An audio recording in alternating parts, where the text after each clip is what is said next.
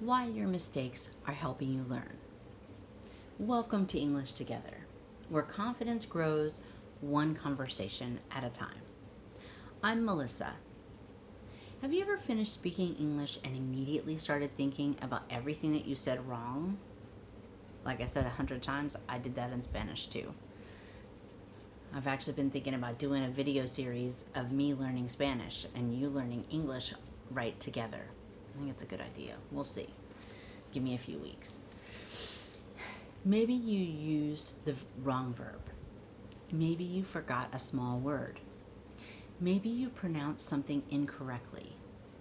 The other person understood you, but instead of feeling proud that you had a conversation in English, you spent the rest of the day thinking about your mistakes. If that sounds familiar, today's lesson may completely change the way you see those moments. Your mistakes are not simply evidence of what you do not know. Very often, they are evidence that your brain is actively learning, experimenting, and building a new language system. And that takes work on your brain, right? That does not mean mistakes should never be corrected. And it does not mean accuracy is not important at all. It means mistakes have a purpose. They give you information about what your brain is learning and what it is ready to learn next. Think about a child learning English as a first language. A young child might say, "I goed to the store." An adult knows that the correct sentence is, "I went to the store." At first, goed may sound like nothing more than a mistake. But think about what the child has actually discovered. The child has noticed that English speakers often add an ed to talk about the past. Walk becomes walked, play becomes played, jump becomes jumped. The child has discovered a real English pattern and is trying to apply it to a new word. The problem is that go is irregular. So the correct past form is went, not goed. The child's sentence is incorrect, but the reason behind it shows progress. The child is no longer only repeating sentences that other people have said. The child is beginning to build and apply a grammatical rule. Adults learning English do the same thing. And so, in a way, if you said goed instead of went, you could feel proud because your brain is making the connection of the ed rule. You may learn that regular past tense verbs usually end in ed, and then say, "Yesterday I buyed a new shirt." The correct word is bought, but buyed shows that your brain has recognized the past tense pattern and tried to use it independently, which is exactly what you want it to do. You'll figure out which are the irregular ones as you use the language more. Earlier in your learning, you may have memorized the sentence, "I bought a ticket." You could repeat that exact sentence correctly because you had heard it many times. Later, you may try to create your own sentence and say, "I buyed a bus ticket." It can feel as though your English has become worse because you said something incorrectly that you had previously said correctly. But something more complicated may be beginning or happening. Before you were repeating a familiar phrase, now you are creating language yourself. You are testing a rule. You are moving from memorization toward independent communication, actually thinking in the other language. sometimes progress looks less accurate before it becomes more accurate. It's like you have to go through the valley or the storm before you come out on the other side. This is one reason you should not measure your progress only by counting your mistakes. A learner who says very little may make very few mistakes, but that does not necessarily mean that person knows more English. Another learner may speak for 5 minutes, explain an idea, ask questions, tell a story, and make several errors along the way. That second learner may actually be developing faster because that person is actively using the language. So, what happens if you've been actively using the language for years, but you do it wrong all the time? Grammar does matter. So, that person could use some practice and start learning the rules. You cannot learn to speak without producing sentences, and you cannot produce new sentences without sometimes producing imperfect ones. Imagine that you are learning to cook. You can watch cooking videos for months. You can read recipes. You can memorize the names of every ingredient. As long as you never enter the kitchen, you will never burn anything. You will never add too much salt. You will never overcook the vegetables. You will also never become a cook. The moment you begin cooking, mistakes become possible. But that is also the moment real learning begins. Speaking English works the same way. Staying silent may protect you from mistakes and embarrassment, but it also prevents you from discovering what you can do and what still needs practice. Your mistakes give you useful information. Now, you do need to speak with somebody that knows the language ever so often at least, so that they can correct your mistakes, because you do need to know what your mistakes are. Because I've known people that spoke English for years and years, but they really never improved their grammar or anything because they didn't have anybody to tell them, ooh, you know what, actually it's went. They show you where your English system, the mistakes show you where your English system is strong and where it's still developing. Researchers sometimes use this term, learner language, to describe the temporary language system that develops inside a person who is learning another language. And if you're stuck in that spot, call me, because it just takes a little bit of practice with somebody that can help you with the correct way to say it to fix the problems that you're having. Your English is not simply a collection of correct sentences and incorrect sentences. Your brain is building its own changing system. That system contains things you already understand, things you partly understand, patterns from your first language, patterns you've noticed in English, and guesses about how English works. As you hear more English, read more English, speak more English, and receive helpful feedback, which is definitely an important part, that system changes. It becomes more accurate and more flexible. This means many of your mistakes are not random. They often follow patterns. For example, a learner may first say, no understand. No understand, no understand. Later, the learner may say, I don't understand. At another point, the learner may correctly say, she doesn't understand. But sometimes still say, she don't understand. And remember, doesn't is the correct word, not don't. These different sentences can represent different stages in the learner's understanding of English negatives. The learner is gradually discovering where to place words like not, and when to use don't, and when to use doesn't.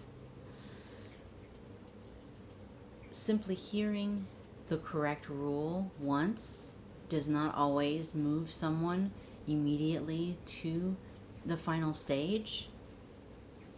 Language develops through repeated exposure and use. Your brain needs time to notice a pattern, test it, make adjustments, and eventually use it automatically. That is why you may understand a correction today and still make the same mistake tomorrow. It does not necessarily mean that you ignored the correction or that you are incapable of learning. You may be in the middle of changing an old pattern. It takes repetition. Think about changing the route you take to work. You have driven the old route hundreds of times. One morning, you decide to take a better route. You understand the new directions. But without thinking, you may still turn toward the old road. Your brain is following a familiar pattern, a familiar habit. After you deliberately choose the new route several times, remember it takes more than once, it begins to feel natural. Language habits work similarly because we're using the same brain, right? You may understand that the correct sentence is, she doesn't like coffee. But in a fast conversation, she don't like coffee may be what comes out. Your knowledge has not changed, but your automatic speaking habit has not completely caught up yet. The gap is normal. With focused practice, the new form becomes easier to retrieve. This is also why correcting every single mistake during a conversation is not always helpful. Imagine trying to tell someone an important story while that person interrupts you after every sentence. I actually try to not do that to my children when they were growing up. I did a little bit correct them, but sometimes I just let them say it wrong because you don't need to be thinking about that while you're trying to convey a meaning, a point of what you're saying.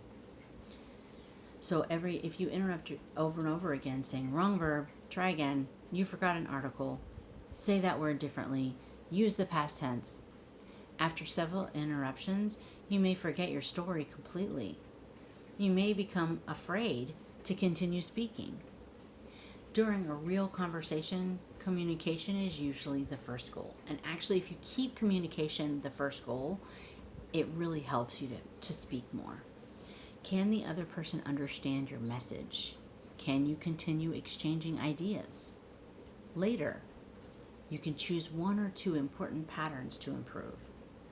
During focused practice, accuracy can become the main goal.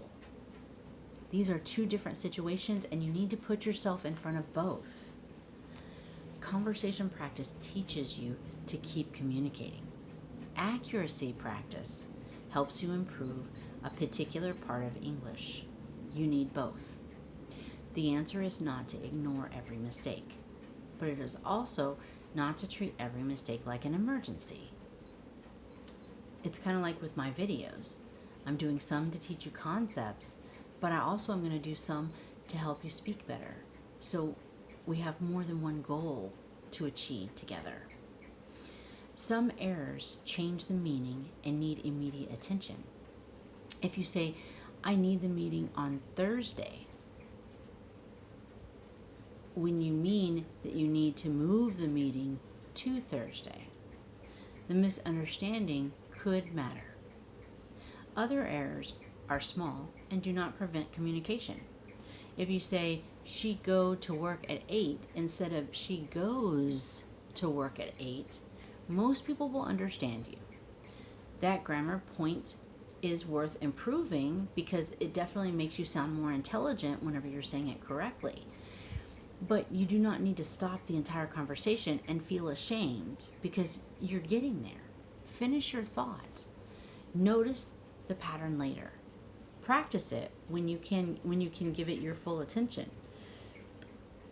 There is also an important difference between a mistake and a slip.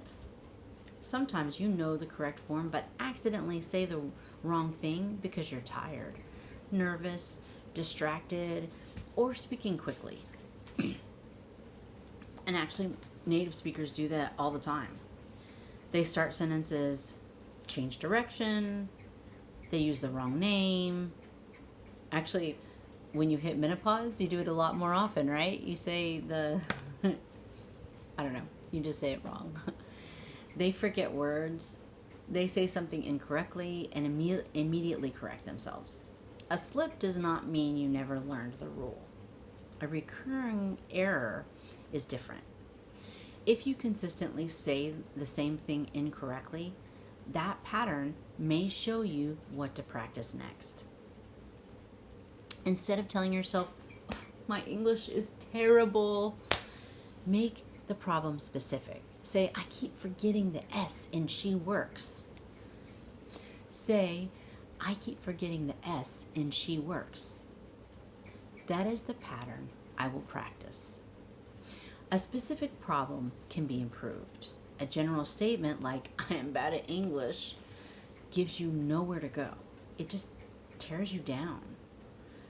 Here's a simple method you can use when you notice a recurring mistake. First, finish communicating your idea. Do not abandon the conversation just because one sentence was imperfect, or even if a couple of them were. Second, write down the sentence you said. Third, find or ask for the corrected version. Fourth, compare the two sentences and identify the exact difference. And if you notice it's like an English pattern, you can practice it with more than one sentence for sure. Fifth, create 3 new sentences using the same pattern. For example, perhaps you said, "Yesterday, I go to the store." The corrected version is, "Yesterday, I went to the store." Now create new examples. Yesterday, I went to work. Last night, I went to a restaurant. This morning, I went to the doctor. Finally, use one of those sentences in a real conversation later. It's good if the sentences are pertaining to your own life. That really does help it be recorded in your brain. So this turns a mistake into a personal lesson created from something you actually needed to say. That kind of practice is often more memorable than studying a random list of sentences because the language is connected to your own life, and that makes a huge difference. Self-correction is also a sign of progress. Some learners become embarrassed when they say, "Yesterday, I go, oh, sorry, yesterday I went to the store." But that correction shows that your brain noticed the difference. You produced the old habit, recognized it, and replaced it with the new one. That is not failure. That is learning happening in real time. Eventually, went will come out automatically, and you will no longer need to stop. Until then, correcting yourself is valuable practice. You should also remember that improvement is not always a straight line. One day, you may speak easily, and the next day you may forget basic words. I know I do that in Spanish, right? You may use a grammar pattern correctly 10 times and then use it incorrectly the 11th time. That does not erase the 10 correct ones. Your performance changes depending on your energy, your stress level, the topic, the person you're speaking with, that's a huge one, and how quickly the conversation is moving. If you were having a leisurely conversation over coffee, It's easier to grab everything than if you are quickly in a hallway trying to have an exchange really fast. Look for progress across weeks and months, not perfection in every individual conversation. Ask yourself better questions. Am I speaking more than I did 3 months ago? Can I explain more complicated ideas? Can I recover when I forget a word? Come up with other words that describe that word. That's a good one. Can I notice and correct some of my own errors? Can I understand corrections that once confused me? Those are meaningful signs of growth. Most importantly, do not allow shame to turn a useful mistake into a reason to stop learning. You can do this. I know you can. A mistake is information. It is not a judgment about your intelligence. It is not proof that you're too old. It is not proof that you will never become fluent. It is one moment in a much larger process. The people who become confident speakers are not people who somehow avoid every mistake. They are people who continue communicating. Pay attention to useful feedback and keep adjusting. Before we finish, I have a challenge for you. Think of one English mistake that you make repeatedly. Do not choose 10 mistakes. Choose one. Write the incorrect sentence. Find the corrected version, and then create 3 new examples using the correct pattern. Say those examples aloud several times this week, and try to use it at least one in a real conversation. Go ahead and also put it in the comments, because I really would like to see what sentences you need to work on, because it'll help me with future videos and help other people. Instead of feeling embarrassed by the mistake, thank it for showing you what to practice next. Your mistakes are not standing between you and fluency when you use them wisely. They become part of the path that leads you there, which I think is really important. Thank you for spending part of your day with me. Until next time, keep practicing, keep speaking, and keep growing your confidence one conversation at a time. And if you would like to practice with me, just go to my website and make an appointment. It's www.englishtogetherhub.com. And there we can practice English together.